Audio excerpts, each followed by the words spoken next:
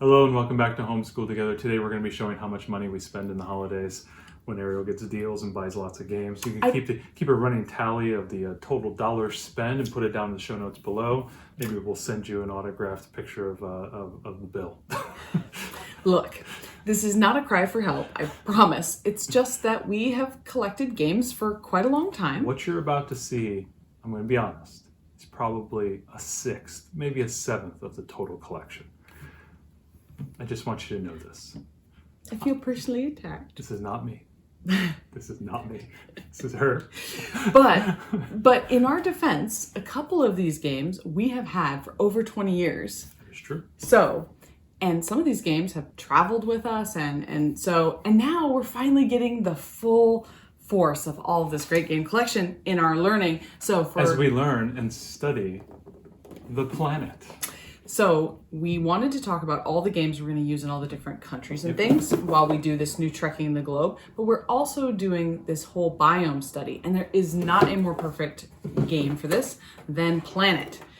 Because it uses these little... The Tesseract here, Ariel? Yeah, it uses these... Are they dodecahedrons? I don't know. And they have biome tiles, and they click on. They magnetize on the. And so you're trying to assemble your planet. Yeah, if you played like King Domino, one of those, it's a little bit like that. And it's got matching things. Yeah, it's like a kind of a tile placement on a planet. Right, and it has cards that talk about different animals and the biomes that they live in, and that's the goals that you're trying to achieve. So this is the perfect game to study biomes, so we're super excited to break this out with our girls. Oh, man. Our little one is going to love this. Well, she doesn't even know this exists right now. It's not yet. She hasn't been played. She will. Yep. So Planet is a really great one. This one's by Blue Orange. Blue Orange does a number of really great games. Yep, so this one plays 4 players. It takes maybe, I think 30 minutes. 30 minutes. 40 minutes, yeah. It says 8+, which I think is about right. Our older daughter will be able to play this by herself, and our younger daughter will need some assistance, but highly recommend. Continent race. So this one's 30 minutes. It's for 2 or more players. It says ages 7 up. This is a game where you've got cards, and you're trying to match different countries onto different continents. So it's kind of it's a race game, as it says. It's like a country recognition type of thing. Yeah, we haven't played this one yet. Nope, we haven't gotten to it yet. This is one of our new ones. We picked it up just for this purpose, so we're pretty excited about that one. And it's heavy. There's a lot of cards in here. A lot of cards in there. So that could be really fun. A really good game. Really good game. Trekking the world. So this game's for 2 to 5 players. It says ages 10+, but if you're a gamer family, our 7-year-old, when she was 7, she picked it up. Yeah. If you know Ticket to Ride, kind of Ticket to Ride-ish. 30 to 45 minutes. You can turn around the back. You're going around the world and you're taking tours of famous sites in the different countries. You got to collect resources in order to pay for them. Yep. And when you go to the sites, you actually on the back of each card, it gives you a whole bunch of information about that site, so you can learn about the real place that it's based on. This is a game that we plan to bring up over and over and over again as we do this whole globe trekking thing this year. So I think this one's going to get a lot of use. This is like a spine game. I think Planet and this and Continent Race are spine games. Yeah, we're just going to keep come back to. Yeah. We're going to keep coming back to these. So I'm really glad that we invested in those. So let's start dipping into the United States before we make our first cut to offload the offload. First one here, Scrambled States of America. Now there's based off a book. This is a game based off a book. Is there a movie based off the game? I don't think so. Is there a card game now? It's a great book. Yep. This is for ages 8 and up, and I think that's about right. It's games, Game Right, so we love Game Right games. It's kind of like we tend to like Usborne books a lot because they do a really good job. Game Right is really like kind of the Usborne for games for us. This is a card game, and I think this is pretty portable. You have little maps of the U.S., and you're trying to collect different states and things, answering little trivia questions. Yeah. So this is a really good game. We tried to play this with our daughter the last time around, and she wasn't quite old enough for it, so I'm excited to break it out this time. And Game Right always makes great games, so you can really depend on anything Game Right. The classic 10 Days In. This one is in the U.S. We have the world one. We have Asia. We have Asia. 10 Days in Asia. So the whole premise of this, and you can turn it over, it's a map, and you get tiles, and those tiles are different states and different modes of transportation, whether that's airplane or car or boat. And when you draw your 10-day itinerary at first, you randomly draw it. It's kind of like a Racco element where you're trying to put them in order. Right, yeah. They're not in order at first, and you're going to be swapping tiles out to eventually make a 10-day itinerary that you could actually go through. Yeah. This is one of my favorite type of geography games. We can play this one for hours, and we just don't get bored. So it's really fun. You really learn really well because you're trying to make sure that you can actually get from one place to another. So great game. So really love 10 Days in the USA. The game of our region, Cascadia, from Oregon to Washington, Little Idaho, and up into British Columbia. So this is like a 30-minute game. Actually, you can play it solo, but it plays up to 4 players. It says about ages 10 plus, and I think that our 8-year-old would definitely be able to play it. She's a bit gamey. I think she has played this with us. I think so too. You're making with little tiles, and you're making a tile map, and it's based on different creatures that live in the Pacific Northwest. You're trying to make different combinations that get you different points and things like that. And so you're learning a bit about nature in this area and the animals that live here and things. So I really like that. It's a great game to learn by, and it's also a lot of fun. So Cascadia from AEG is really good. Coming in off the side here. So there are 2 games made by This is Rio Grande. By Rio Grande. One is Puerto Rico and the other one is San Juan. Puerto Rico we have downstairs. We didn't bring it up. Yeah. It's meant for a little bit older. It's meant for older students, and it's a bit more resource and worker placement and things. So we want to showcase San Juan. San Juan is a card game based off that. It's pretty fast, and I really like this one. You're building your own little piece of the town. And this is one of the first ones. I don't know the rest of these, but there are online versions of these that you can get on tablets and phones, and we'll reference that. I believe San Juan, you can do that, as well as Puerto Rico as well. Right, we had an app of San Juan, which is how I got really good at it and kept beating you. But we've had this one for like 20 years. Yeah. It's actually a really fun little card game, and we've taken this one traveling with us too. So if you're thinking about like, I don't know if I want to spend $25 on a game, I think that the app games come up and they're like $5 to $10 or something. Or you can get them even less sometimes. Get them on a tablet and you can play with them there as well. Right, that's a really great way to go. So this is 2 to 4 players. It says ages 13 plus. I'm sure our 8-year-old could play this. So I think that's a little bit much. Really it's like a half-hour game. Oh, this is a good one. Parks, and we also love trails, which isn't really as much of around the world stuff, but we love parks and we love trails. So these are games by Keymaster. They're 2 games. This is the larger version. Trails is the smaller one. I like trails. You like parks.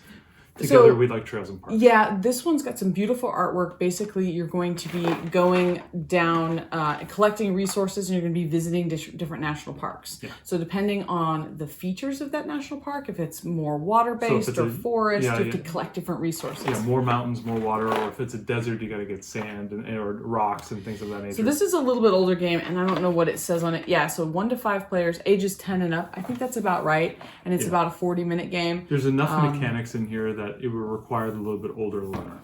Yeah. So if you really love the national parks, this is a game that we play with our gamer friends. Mm-hmm. So we can play this with our daughter, but so I think she can play this at 8. Trails, you can play a little bit younger. You can play younger, but it doesn't have the thing about trails, and it's like this, but it's a scaled down version of hiking along a trail and collecting resources, is that it doesn't actually feature the national park cards. So that's the part that's not as great about trails as for learning geography and things.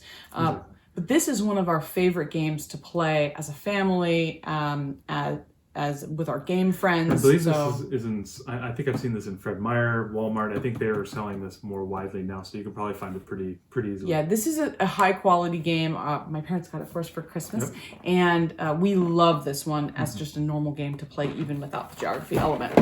Going with Trekking the World, same idea, trekking the national parks. So we have a couple parks games here that you can play. So this one is map of the U.S., all the national parks. It's just like Trekking the World as far as taking tours, except you're going to the national parks, and each one of them has a whole write-up about that national park on it. So that's really fun because it's a great way to learn the parks. This can be played a little younger. This is ages 10 plus, but our daughter played this on her 7th birthday, so she was a new 7, and she played this without any trouble. She beat us. Remember, she beat us. Actually, that's right. She did beat us. And we were telling her she was doing it wrong, you're playing wrong, and all of a sudden, at the very end, she won. So it's 2 to 5 players, plays in about half an hour.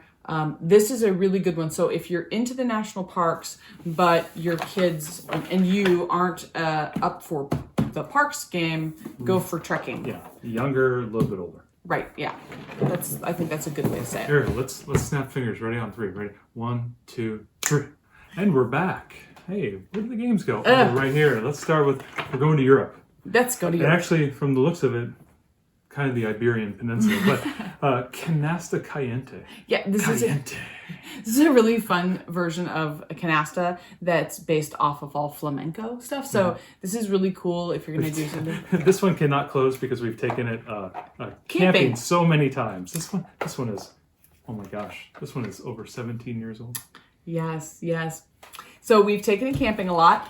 So it's really slim. It's pretty affordable. I think the ages on it, what does it say? It is, oh, it doesn't say. Anyone can play it. Oh, here we go. 6 to 7. 2 to 6, 10 minutes. But it says an hour to play. I don't think we have ever played canasta for an hour. But anyway, this one's really fun. And I think you can simplify pieces if you want. So yeah, I like this one a lot. I think Canasta Caliente is a really fun and easy one. Go to southern France and play a little Carcassonne. Carcassonne's one of our favorites. This is like one of the OGs. This was our first game. This might have been our first, It's Game of the Year award. Like 20-something years ago, this was our first game. Before we even met, we were just walking out of high school and we didn't even know we existed. Anyway. So anyway, Carcassonne, yes, this was our gateway game. This is the gateway drug that got us into all of this. It's the ultimate tile placement game. Yeah, it's really great. You're placing tiles. You're making... Carcassonne is a famous walled city in southern France. And someday it's on our bucket list to visit and then play Carcassonne. Play on the wall of Carcassonne. Yeah, we want to play. But you're laying tiles down. You're making castles and farms and roads and things. Our younger daughter's been playing this since she was 4. Because you can make a quick modification if you have Carcassonne. Take the farmers off. Yeah, don't do farmers. And otherwise... she can play because it's all just matching, so you're making things match. So we've been playing this for a really long time. It's solid. There's tons of little expansions for it to add extra tiles. And we have a bunch of them. we actually just bought our first one. There is a bunch, but this one came with one. Yeah, this one came with the river. But we finally bought Inns and Cathedrals. Yeah. Anyway, this is like super.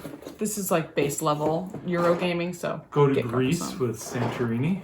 Okay, this one's a really fun one. So if you turn it over, this is a 3D building game based on, Santorini, Greece. And there's some mythology cards and things that can make it a little bit harder. But this is really fun because there are actual little plastic pieces and you actually build up, but you can only build to the next level. You can't build 2 up. Anyway, there's a whole strategy thing with it. Our 8-year-old beats me at this every time. Like, without fail. She always crushes me at this game. If you're also doing Ancient Civilizations, this is a great one as well. That's maybe to pair with maybe a 7 Wonders or something of that nature as well. Yeah. So this is a really good one. Santorini is quite fun, and the kids really like, building up. It's the building game. It's very fun. Building up is fun. Ariel, we played this game. We did the Carcassonne thing. We went to Spain and we played Alhambra. While we were in the Alhambra. Well, yeah, we were overlooking. We were in Granada, and we played this on our balcony, overlooking the Alhambra, and we felt super awesome about it. So yes, we traveled with this game to Spain with a sleeping. Remember the oldest was sleeping. She was 18 months. 18 months old, sleeping on her little makeshift bed on the floor, and we were playing Alhambra. Yeah. So memories. This is a really fun one. It's tile placement. You're making a little city. And you're buying with resources different cards. that are common resources. I think what's the age on this? I know that our older daughter could definitely play this. Yeah. 8 plus 2 to 6 players. So if you have a larger family, this will play up to 6. It says it's about 45 minutes. I don't remember it taking quite that long though. No, it's a game of the year, so it's world class. Several of these are game of the year, and this is a great game, super fun, and we've had this one again for 16, 17 years. It's been a long time. Speaking of Spain, going to La Sagrada Familia. This is a really good one. This is a great game. Now, if you've been to the Sagrada, beautiful in Barcelona, and the beautiful architecture, stained glass work and everything, and this really embraces the stained glass work by placing colored dice as if they're stained glass pieces. Right. So you've got this window. Trying to make different patterns and different combinations and whatnot to score. We even have an expansion for this as well. That's really fun. This is a great game because it's super fun. It's fairly simple to play, but very complex in its combinations. Like you could go wild or you could just be really simple. Right. So it's pretty easy. There's some special placement rules. I also like the little game tiles have different difficulties. So what you want to, which one you play that turn for that, for playing the game could be more challenging, could be easier. And so that can help you scale if you have like an earlier learner or somebody who's not as familiar with the game. You can give them an easier card and you play a harder card. Yeah, so this is 1 to 4 players, 30 minutes, and 10 plus. But I know that our daughter's played this since she was about 7, so I think she's not like an amazing gamer when I say that. It's a dice drafting game. That's what I was thinking. It was so you're drafting dice out of a bag. It's really fun. Yeah, and they're all beautiful, pretty colored dice. So yeah, I think this is fun, and it makes good manipulatives even if you don't play the game because I love all the colored unopened dice. Portuguese. New and shrink. Portuguese inspired, I think. This is a tile laying game, so you can. So this is all Azul. Based on Portuguese. I think tile art. Yeah, in palaces and things there. So like I said, we haven't opened this yet, but when we get to Spain and Portugal, we're opening it and playing this one. And this is, let's see, it's 8 plus and 2 to 4 players in 30 minutes. So this is one of the most popular games. I think this is like top 20. So a lot of these games that we're showing are extremely popular family games. So they're not super obscure, and this one isn't either. So just because we haven't opened it yet, it's going to be a good one. And this is you're going to be drafting those tiles just like drafting dice, picking one and then using it. So those are all of Europe. Choo choo. Ariel, what does that sound? And we're back. You hear the train coming. Coming around the bend. So the perfect geography game really is Ticket to Ride. Ticket to Ride. Because it showcases the map and you're placing little colored trains on the map to go between cities and try to fulfill a route between 2 further cities. So you're going to be going from city to city to connect to the 2 far ones. It's a resource gathering, paying for, placing things and then solving your tiles. It's super simple. We even have the children's version of it. Right. So Ticket to Ride First Journey is absolutely great. It says age 6 plus, but our daughter's been playing it since she was 4. It's super straightforward. So I don't think it's 6. I play when I'm at the parent partnership with my young one and we're just trying to kill some time. I bring this and we play. So it's 2 to 4 players, takes 15 minutes. It's really simple. They also have a great app of this.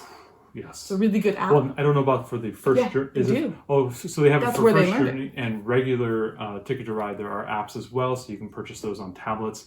And I'm going to tell you what, I love Ticket to Ride, but playing it on the app is so much fun because you don't have to manage cards. You don't have to play. So usually what you're doing is collecting cards. There's zero setup. Between each city you have colored lines and you have to collect cards of it may be 5 blacks. You got to collect 5 blacks so that you can then put your trains between those. So you're collecting cards and managing those resources and trying to get those trains put down before your opponent does. Total fun. You can find these everywhere. So they have Ticket to Ride First Journey. They also have First Journey Europe now. So I will put that in the show notes for you. So if you've got wee ones, this game got a lot of play from our house. It's getting played to this day. Ticket to Ride New York. So we have specific cities. So these are the scaled down versions of Ticket to Ride. They're kind of like they're kind of like a good step between First Journey and full blown Ticket to Ride because it's a smaller map, it's a shorter game, and I think you can play them a little bit younger. So this one's 2 to 4 players, 8 plus. It takes 10 minutes. They're a little cheaper than the regular Ticket to Ride, so that can be fun too. What's cool about this and what we're about to show you is that between each Ticket to Ride, you may think, oh, it's always the same game. No, they have different rules. And so each version of these games has a slight tweak here and there on basic rules. So you do want to, and they'll have different options and different features and stuff. Right. So the basic train laying thing is the same, but there's bonuses for different, going coast to coast in the U.S. and different things. This is an expansion. Is this a standalone? No, it's just the maps. Just the maps. Okay, so first you need to purchase Ticket to Ride. This is the main game for the United States, and they have an expansion with more routes. Yep. But this is the base one. It's great for U.S. Geography. Now, I am going to preface this. The Ticket to Ride does not always get the cities exactly where the city should go because they're trying to make these, be exact train numbers. So it isn't perfect. They're about there. They're close. Yep. And it's a whole lot of fun. Another Game of the Year award. Yep, this is your spiel winner. So you get the base cards and you get the trains, and then from there you can begin to buy expansions, which give you new locations. Some of these maps are really cool. It's like this one is India, but also Switzerland. So it'll be India on one side. You flip the map over and it's Switzerland, and then they give you the route cards to go from one area to the next area. You use all the base pieces and the cards from the main game, and then you get the expansion. So don't just buy these thinking that you're going to get the whole game. You're not. You got to buy the pieces. But these are like half the cost. So if you have there's many Ticket to Ride versions. If you have the base game, then you can pick these up really affordably and add extra maps. And again, these have different rules. So like I think India has, you have to go all the way around. There's like a circling effect. I think in a few others you have there's boats and tunnels. I think the Switzerland gives you tunnel options, which is a little different. Right, in Switzerland you go between different countries and you get, because it's such a small country, you get different bonuses. If you can go from Germany to Italy through Switzerland, you get an extra bonus and stuff like that. So there's different rules associated with these, and there's different playability, which is a lot of fun because you bring in the new map, there's a little bit of a twist, and you get to play again. Right. And these are all Euro games, which the best thing about Euro games is that it's always pretty close to the end. Nobody ever feels like they're being blown out. It's not the Monopoly effect. It's really hard to get blown out. So if you don't have any Euro games, Ticket to Ride, I think, is the best entry to European type games. Nordic countries, same idea here. Right, so this is going to be Norway, Sweden, and Finland. The only difference with this one is that it only plays 3 players. Yeah. It's a little bit cheaper, but it only plays 3, so just be aware of that. This one is actually the full game. It's the full game. You can see the thickness is different here versus the expansions. Because it has the trains. It has the trains and all the stuff. So we have another standalone version of the game. So this one's cool, and again, this one I think maybe tunnels or boats is in this one. Yeah. So there's just all kinds of different pieces. You can often find these they'll go on sale. That's why we have so many. Ticket to Ride Japan. This is Japan and Italy. It's a double-sided one. It's still in the shrink because I got it. And I don't think this one has trains in it. I think this one's just a map collection. Or does it have trains in it? Oh, we haven't opened it yet. So yeah, all of these games are great. They have more than this. This is Ticket to Ride map collection number 7, and we only have there's a Ticket to Ride Europe, which is excellent. I'm kind of surprised we don't have Europe yet, but anyway, they have a lot of these versions. So there's a Ticket to Ride for Africa as well, and again, if you can get the double-sided boards, that's just that's a twofer. So that's really fun. So Ticket to Ride is one of the best things to use. So ending on Japan is a great segue into all of our Asian games. So first one, which has gotten so much play, an incredible amount of play. You can get it anywhere. There's a party version of this, which has additional cards and additional capabilities, but this is the original Sushi Go. It's another game right game. I have been playing this game since my littlest. We've been playing it for a long time, but I have been playing with it with her since she was 4, maybe even earlier than that. It's such a simple, straightforward game. You're collecting little sets of sushi. Yep. And everybody has a deck of cards, and you take one card and you pass your deck to the next person. You take another card, pass the deck, and until all the deck is gone, and then you're making combos in front of you. It's such a fun thing.